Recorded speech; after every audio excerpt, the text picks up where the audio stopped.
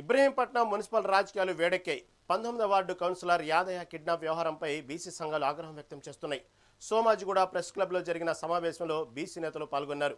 ఎన్నికల ముందు చైర్మన్ పదవి ఇస్తామని నమ్మించి గెలిచిన తర్వాత యాదయ్యను కిడ్నాప్ చేయడం దారుణమని నేత శ్రీనివాస్ గౌడ్ మండిపడ్డారు. స్థానిక నేతలు మరో నయ్యంలా వ్యవహరిస్తున్నారని విమర్శించారు. 48 గంటల్లో నిందితులను అరెస్టు చేయకపోతే చలో ఇబ్రహీంపట్నంకు పిలుపునిస్తామని ప్రభుత్వాన్ని హెచ్చరించారు. హైకోర్టు జోక్యంతో బయటకు వచ్చిన యాదయ్య తనకు న్యాయం చేయాలని కేసీఆర్, కేటీఆర్లను వేడుకున్నారు.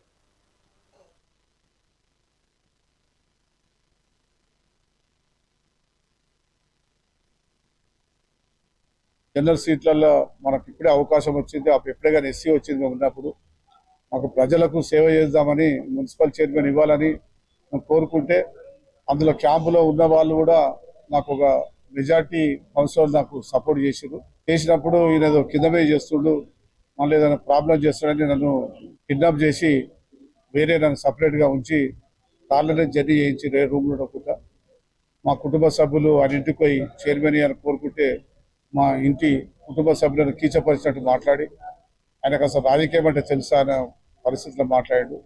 నేను ఆయన ఈక్వల్ లీడర్లం, కాకపోతే ఆయన ఎమ్మెల్యే అయ్యాడు, నేను చిన్న పదవిలో ఉన్నా.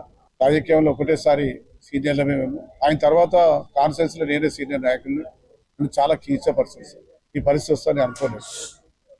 నాకు సంజాయించి నీకు వద్దా చైర్మన్, నీకు వద్దు, నీకు ఓర్గాని ఇస్తామని బాగుండు, కానీ నన్ను కిడ్నాప్ చేసి నన్ను నువ్వు రాజకీయాల్లో పనికిరావు అనే పరిస్థితుల అనకంలో నేను ఈరోజు మా పిల్లలు, మా కుటుంబం కోర్టుకే కానీ ఇలా బీసీ సంఘం నాయకుల దగ్గరికి కానీ చాలా మంది మద్దతు ఇస్తున్నారు ఇవాళ. ఎందుకంటే మా ఇబ్రహీంపట్నంలో 40,000 జనాభా ఉంటుంది. మీరు ఎప్పుడైనా ఎంక్వైరీ చేయండి. 91% నాకు చైర్మన్ కావాలని ప్రజలంతా గగ్గోలు పెడుతున్నారు. యాదగిరి చైర్మన్ కావాలి అనే ఉద్దేశంతో అలాంటి వ్యక్తిని ఇచ్చిపెట్టి మీరు ఎవరికో అమ్ముడు పోయి చైర్మన్ పదవి వచ్చి తగదు. నేను బీఆర్ఎస్ పార్టీని కూడా సూటిగా ప్రశ్నిస్తున్నాను. ఇంతకుముందు సీరానే చెప్పినట్టు ఇక్కడ చీమ గురిస్తే కేసీఆర్, కేటీఆర్ గారు, హరీష్ రావు గారు ఉరుకుతారు.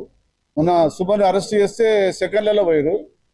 నాకు 13 తారీఖు నుంచి ఇప్పటి వరకు దాని మీద కేసులు జరుగుతున్నాయి, టీవీలలో వస్తుంది, రకరకాల హింసలు జరుగుతున్నాయని ఇన్ని వస్తుంటే నాకు ఎవరన్నా పార్టీ అండలేదు.